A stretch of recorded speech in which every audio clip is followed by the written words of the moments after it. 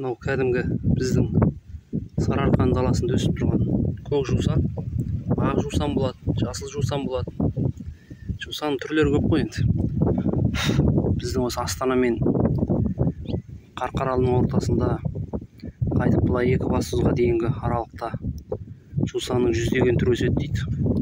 Оны біз емес, Американың ғалымдары баяғыда зерттеп жазып тастаған кітаптар бар екен. Енді бұл жусаннан біздің Қазақстанда қандай дәрі жасап, қандай вакцин жасап Америкаға кетіп жатқанын айтсам, сіздер енді оны сенбейсіздер бәрібір. Жалпы дүние жүзінде ең қымбат 12 түрлі дәрі болады екен. Ең қымбат, ең жаңағы эффектісі күшті деген 12 түрлі дәрі болады екен. Сол 12 дәрінің 8-і біздің Қазақстанда, біздің Қазақстанның шөбінен жасалады екен. Енді оны алып жаңағыдай ішуге, пайдалануға біздің қазақтың жаңағы қалтасы көтермейді. Сондықтан оны осы жақта жасап, шетелдің ғалымдары сол шетелге апарып пайдаланып, сол жақта ішеді екен. Өткенде соны мен естіп, соны айтып жүр деген бір кісіден сұрасам, иә, солай дейді. Оны біздің Қазақстанда неге ішпейміз десем айтады, оны алуға сенің қалтаң көтере ме дейді. Иә.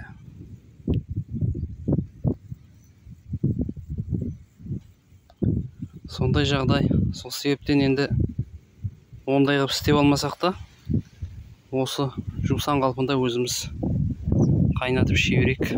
Ем болсын, шипасы Алладан. Одан кейін осы қазақ даласында осы жусанға жайылған қойдың етін жеу керек.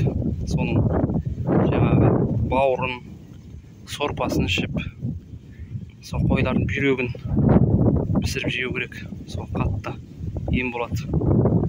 Осы жусанға жайылған қойлардың басын, миын жесеңіздер, Алла жазса, басын қайнатып, соның сорпасын жесеңіздер, өткендегі адамдарды қырып жіберген вируста біз соны талай адамдарға айтып, менің өзім 3 рет сол вирус мені ұстады. 3 рет.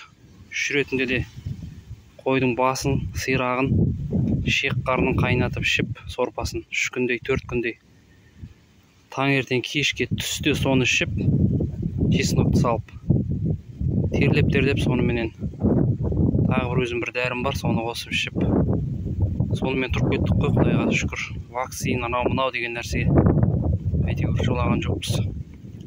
Міне осы кәдімгі жусан, осыны қайнатып, көп қызартпай ғана қайнатып, аптасына бір 3 кесе, 2 кесе ішіп жүрсеңіздер, ешқандай рак деген аурумен ауырмайсыздар, ағайындар.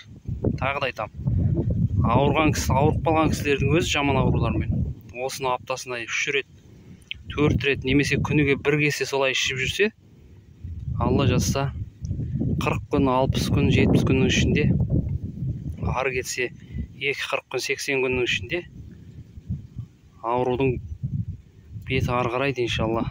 Алла шипасын Алла береді ғой. Сол аурулардан, жаман аурулардан кісілер жазылады. Профилактика ретінде анда-санда ішіп жүріңіздер. Бұл өте керемет нәрсе.